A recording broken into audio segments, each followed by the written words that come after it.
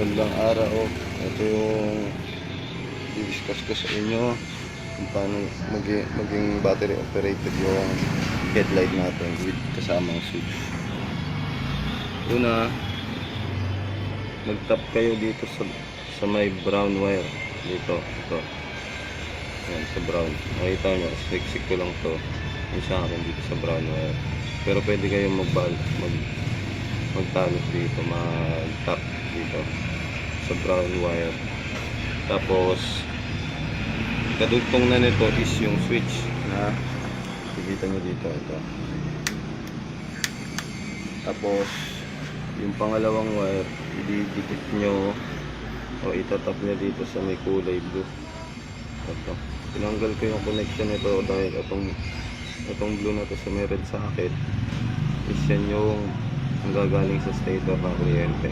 Kapag in-start nyo, dyan yun, in-start nyo yung motor, habang nagre-rev kayo, malakas yung ilaw, diba? So dito yun, tanggalin nyo tong blue na to. Tapos ayun, okay na siya. Basta mag-tap lang kayo sa